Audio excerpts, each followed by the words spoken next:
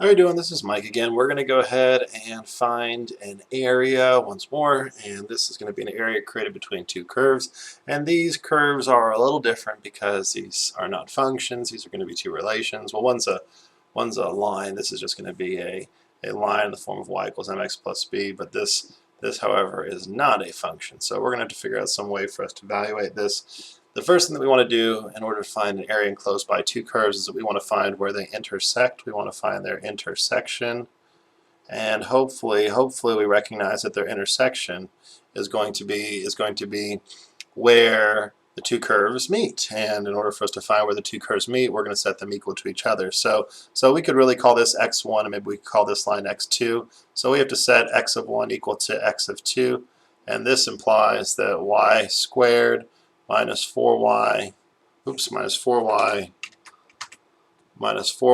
plus 2 will equal to y minus 2. So we're setting our first curve equal to our second curve. We're going to subtract y on both sides and add 2.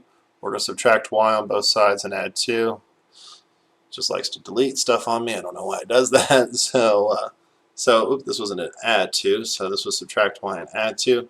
So we're going to have y squared minus 5y plus 4 equal to 0.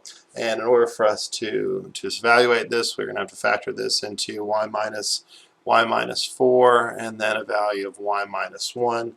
And this equals to 0 still, which implies that y equals to positive 4 and y equals to positive 1. So you can write that either way.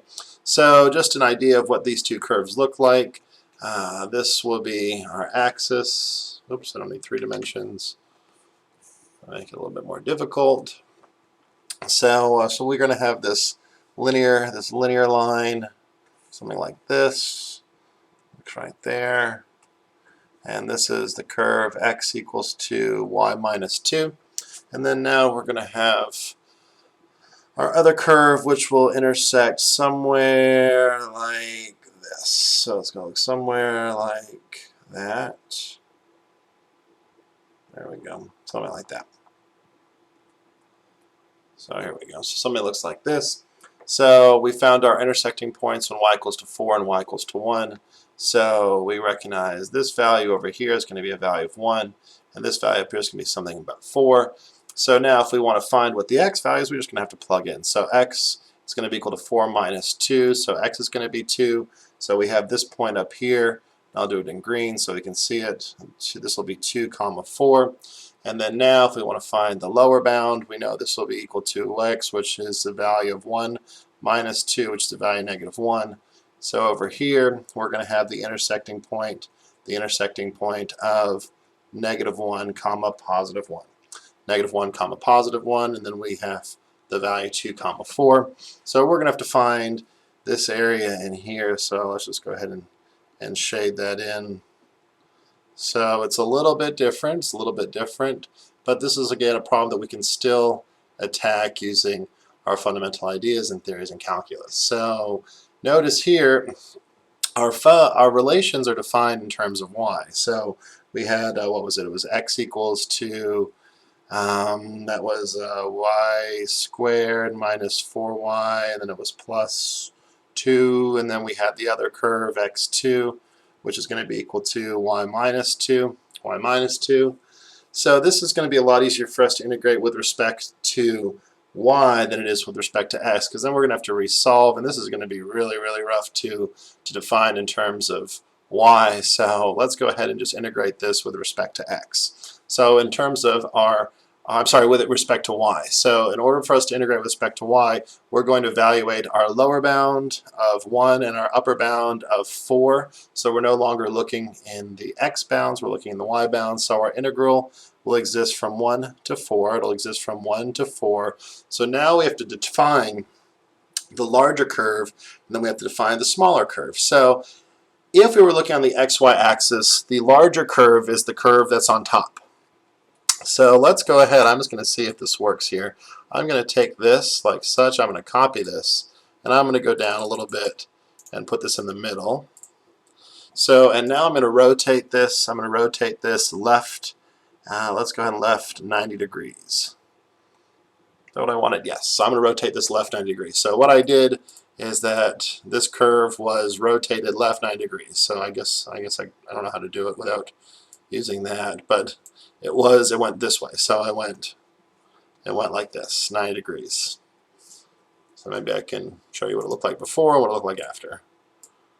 So this was the before, and then I went and rotated this 90 degrees counterclockwise. So by rotating it 90 degrees counterclockwise, I think it's a lot easier for us to visualize which curve is larger or which curve is greater than the opposite curve. So we realize that this linear value, this linear line, is going to be larger than the other line. So we're going to integrate the top curve, which is going to be that value of y minus 2, and then the bottom curve, which is y squared minus 4y plus 2. So hopefully we can see it here. Top is going to be this guy that I'm shading or scribbling in blue, and the bottom curve will be that one. So let's scroll back up so we can see it.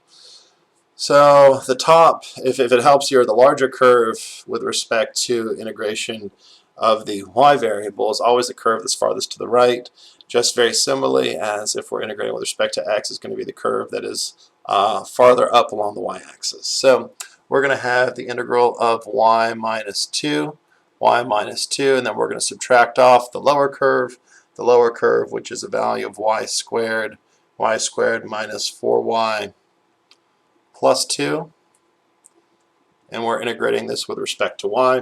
Let's go ahead and clean this up and distribute. So this negative must be distributed to both the y squared, the negative 4y, and the positive 2. So this will integrate from 1 to 4 of negative y squared. So I'm going to have negative y squared. Y plus 4y gives me a value of positive 5y. Negative 2 minus 2 will give me a value of minus 4. And we are integrating with respect to y. Hopefully we can all see how we distributed and combined those similar variables. And now when we integrate this, this will give us negative y cubed all over 3, negative y cubed over 3 plus 5y squared all over 2. And then we're going to integrate negative 4. Oh no, I lost some of it. I think it thinks I write things incorrectly, so it just deletes them.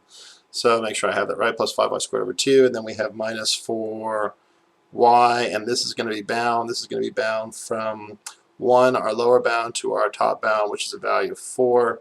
I'm going to go ahead and use my calculator. For this part, because I'm sure at this level, if you're able to determine how to set up this integral, then the actual integration is not that difficult. But what we would do, I'll show us what we would do, is that we'll plug in the top bound. We'll plug in the top bound first.